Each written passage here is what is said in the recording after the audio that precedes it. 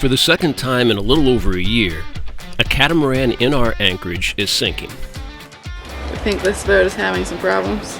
Can't really tell from this angle, but they are listing to one side. You can kind of see with the volley.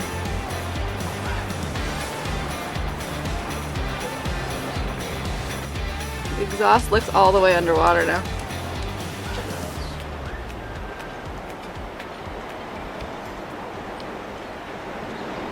They've been messing with this thing, and all of a sudden they got to moving, and it looks like they're beaching it. So whatever's causing the water ingress, they can't keep up with it. Well, I mean, I know you can beach a cat, but that is a rocky-ass beach. And in all the glamour shots in the brochures, they show them with their bows tucked softly into the white sand while a stern anchor holds it off the beach and people swim around. But yeah, nobody does that. It's a very rocky beach, so it's pretty drastic if they're doing that. Alright, well, we're keeping up. They've moved the boat now. Good. So a guy off one of the anchored boats here who spoke French buzzed over, and we saw a lot of animated gesturing and a lot of talking. And whatever it was pretty convincing, because they abandoned the beaching it idea and went straight over to the seawall outside the marina. And he and the other guy that with the dinghy tied him up over there. We got our dinghy down, but we don't speak French very well, and they already had 5 guys over there messing around, and I was ready just in case it looked like they were just shoving the boat around and I could just go help, but I think we would have mucked things up. So, alright, well, hopefully that does it for them. We'll see. Hang on, Eric, you want me to fix that twist? Yeah, probably, just because it goes up pretty darn high. Yeah. Come on, baby. Undo that twist. Come on. I can't even continue. The fuel line came loose, which is probably okay. But Just so we know So where we know. they go.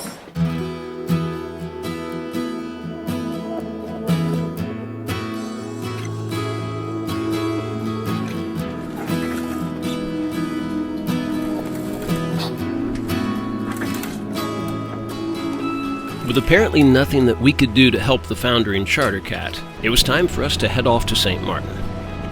That boat does not look good. That boat does not look good. That's for sure. Even the 7-year-old knows it. hope they get it sorted out. But for much of the sail, we couldn't help think about the sight of that water line creeping higher and higher, and wondering, could that happen to us? Let's try that one out next time. So long, dehe, or deshes, or deye, whichever it is. This is probably one of our favorite anchorages, new anchorages in a long time. Really, really liked it here. But this, the balls seem to be free, and there's also anchoring room, so yeah, pretty darn cool. Nice little town. We'll definitely be stopping back. Makes a great spot to stop as you've just come across the passage coming down from St. Martin or Antigua. So, be looking forward to coming back. But we came to a conclusion. Like other live-aboard sailors, we're among the safest boats on the ocean. This is our home 24/7, 365 days a year. And for that reason, our eyes, ears, and all of our senses are tuned into this boat and her system's subtlest nuances. So when a problem first starts, we're generally aware of it. Ophelia may be 30 years older than that sinking Bali charter boat, but ultimately it's just somebody's investment, job, one-week getaway. Ophelia is a home. Well, it's been an utterly slow day. Which is good, I guess, in one way. That we're just moving along, keeping going. But it's a little boring. Yeah, the slow part's not that great, but the boring part is always a good thing. Yeah. Boring means nothing crazy has happened. So, just trying to keep maintaining above 4 knots without the main flogging around. Got these waves on the side. probably going to wind up jibing at some point and start making big long jibes toward St. Martin, because right now we're headed more toward Antigua. Barbuda. I hear it's lovely this time of year. Yeah.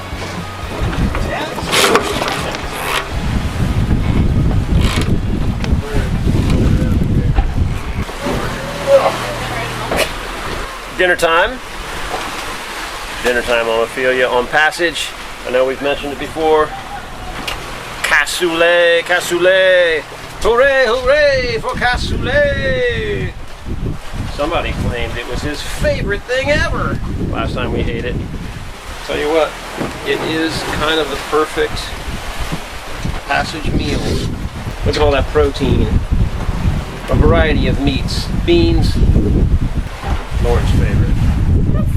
Good music. That is your favorite for that reason. That's my favorite. There's a boat behind us. Yes, there is. We got, I think it's a sailboat. I see a highlight and a low light, but I can't really tell. We're moving a little bit better now.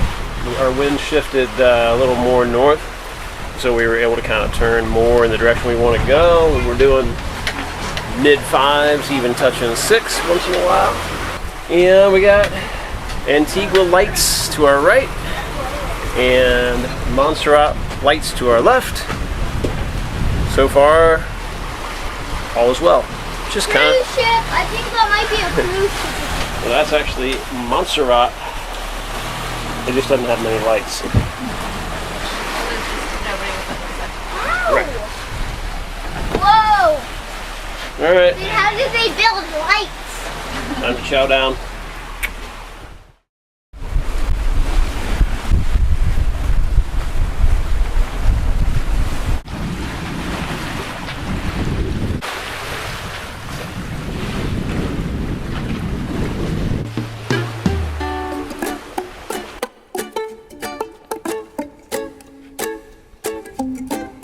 If you've been following us for long, then you know what we're about to do is one of my favorite things, and something we don't get to do very often because it's only for downwind. Time to fly the Franken Spiner.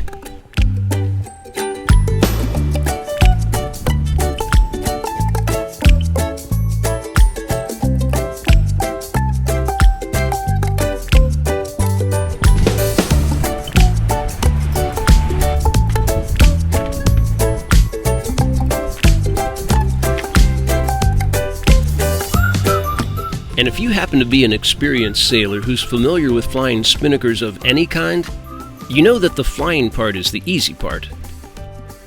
And even if you've flown an A-sail 1,000 times, it can still look like a writhing snake pit when it comes out of the bag.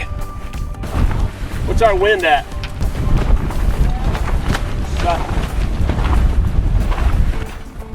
But if you take your time and remember you're in no hurry, usually it comes out right side up.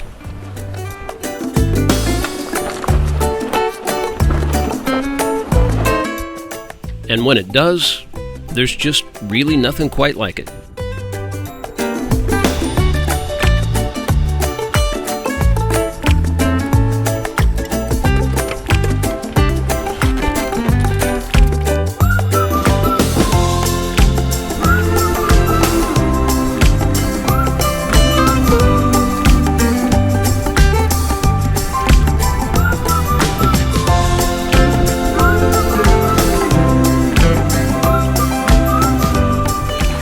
Got a fish because we put the spinnaker up.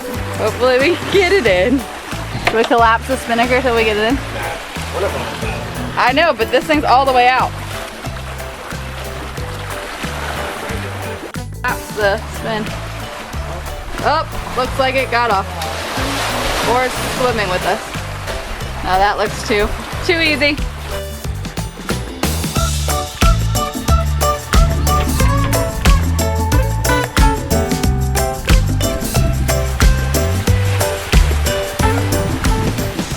Spinnaker run. It's going awesome.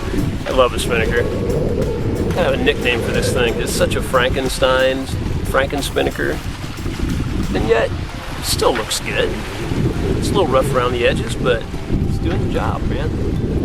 I had marks on the tack lines And we don't fly it that much. We've done so much upwind sailing. It's only the maybe 4th time we've flown it. So I had marks on there that I thought went at the rings. Now that I'm looking at how high this thing is, I got a feeling I had made those marks meant to be like at the cleats, just as a point of reference. But it's flying so well with that really high tack. Now we're trying to sail pretty far downwind.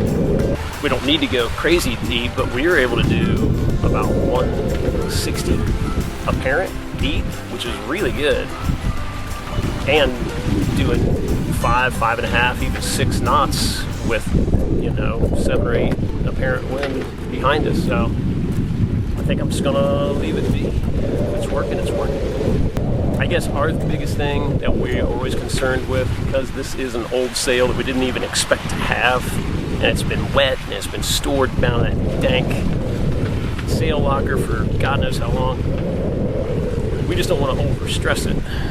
And so we kind of try to, as a rule of thumb, not fly it anything over 10 knots apparent, which is pretty light. I don't think we have to worry too much though. It's holding strong. It's a good quality sail. It's a north sail, and like all of the corners are good. Tack, clue, and the head are all in good shape. They're just not particularly pretty. Everything else is holding together. And that's St. Bart's.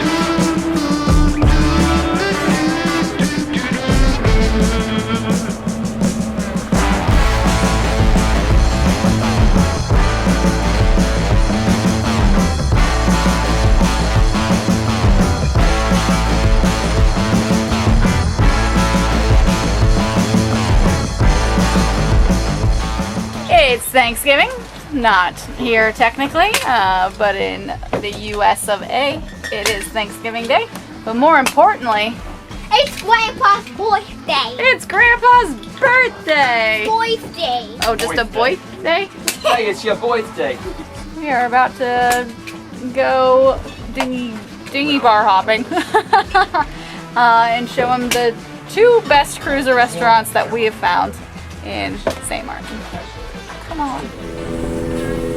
Rainbow in the background. Good one. So far, we've always stayed on the French side of St. Martin. The ridiculous simplicity of checking in at any French island is far preferable to that on the Dutch side. And when the restaurants, bars, chandleries, and general hubbub of the Dutch side is just a 10-minute dinghy ride away, it's a pretty good setup.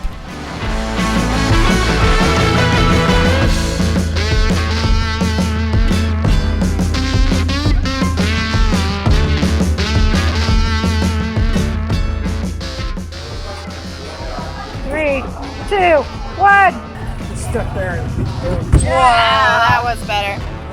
All right, that was stop number 1 for Grandpa's birthday.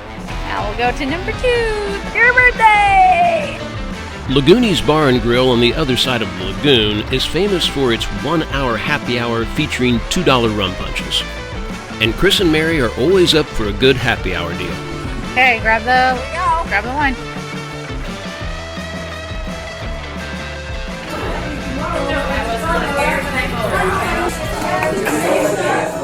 Happy birthday, Grandpa! Cheers! Another trip around the sun. Passage. Passage drink. Passage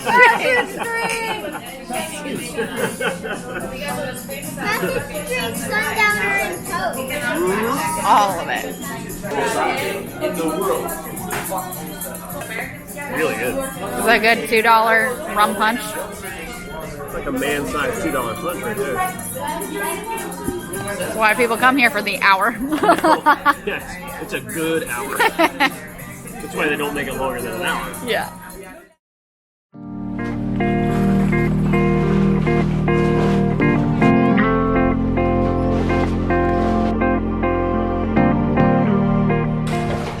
Are you ready? Yeah. All right, set it. You know where we're going. Yep. One of our favorite activities in the town of Marigot is a trek up to the top of Fort St. Louis. It's a nice little hike and a great spot for a sunset.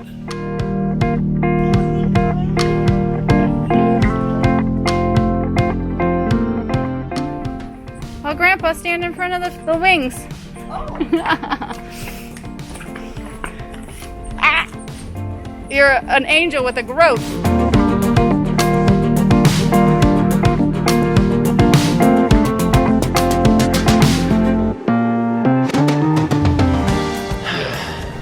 Good view. Oh.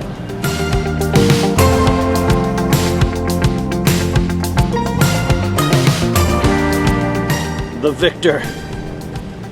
Conquering hero.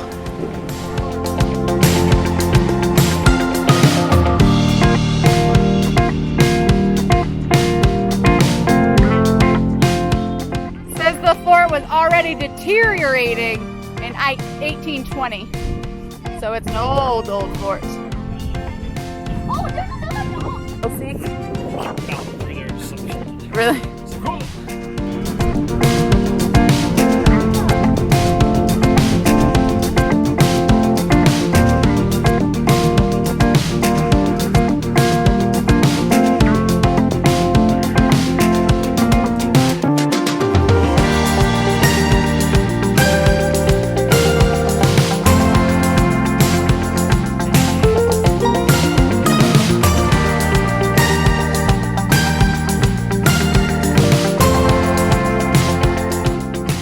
He's already fallen in with a gang.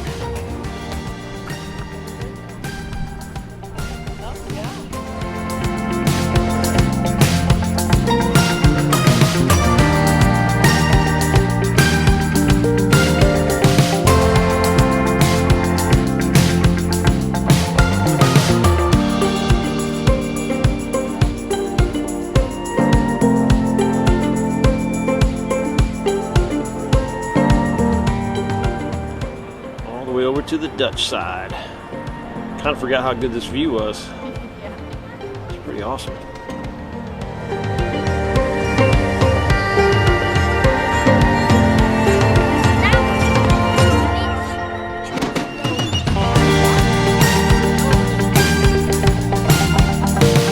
It's well defended.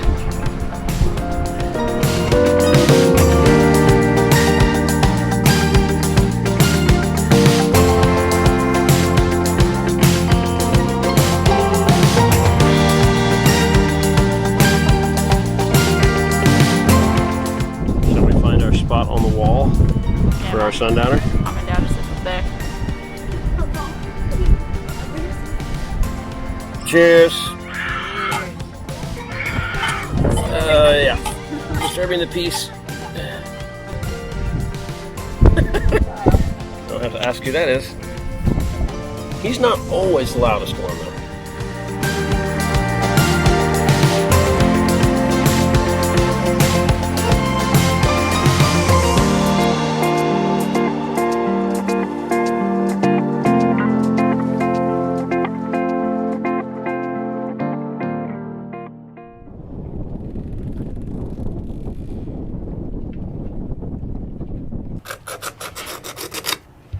The generator ER is admitting patients today.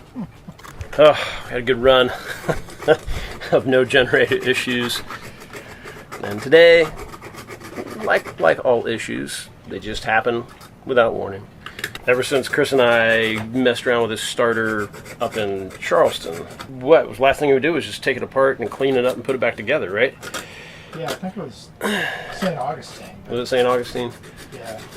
But it has started pretty much flawlessly since then, aside from, you know, we had alternator issues and stuff like that, but nothing to do with the starter itself. Today, the starter decided it was not going to start. And so I just pulled it out of there. We tried cleaning up the contacts. I cleaned up everything I could get to easily down there. Finally just pulled the whole thing out and took it apart, and what we found was the contact that basically goes from the brushes to this pole just turned to nothing. I mean, that was what's left of it. And so we're going to try to make a new one with a new ring for this and solder it to this contact here, clean everything up, put everything back together, and hopefully it'll start. New starter is on our very, very short list of some things I want to get when we are sitting someplace where we can order stuff easily, which was not really Grenada, at least not affordably. Probably should have had these guys bring one with them, but again, it had been working so well. That's what happens. You fix something and it works really, really well, you kind of don't mess with it and forget about it. That's what happened to us with this one anyway. If we can get this starter working, that would be great. If not, we'll have to go hunting for one here in St. Martin, which I don't think will be too tough. It's a pretty common generator. For now, we're going to play doctor and see what happens. My old trusty soldering iron out. Haven't used it in a while. Alright, Chris is taking responsibility for the soldering. Laying down a nice little bead there.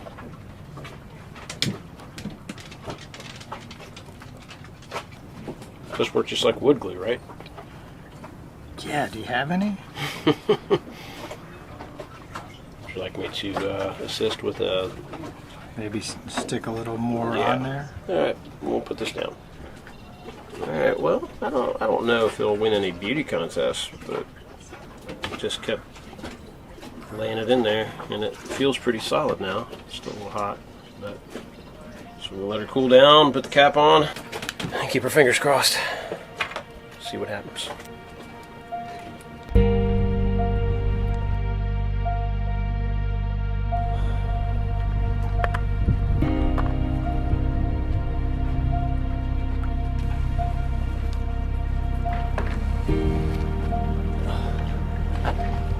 What? Are you ready?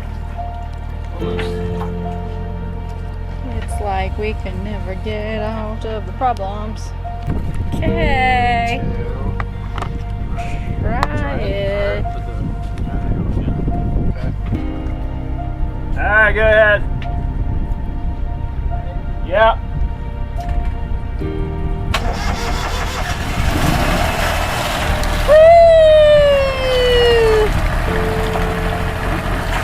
Yeehaw. That's good news. See, this time, there was something wrong. We knew it was wrong. We took it apart, we found it, and we fixed it, and it ran. This is how it's supposed to work. Okay. That masterful soldering.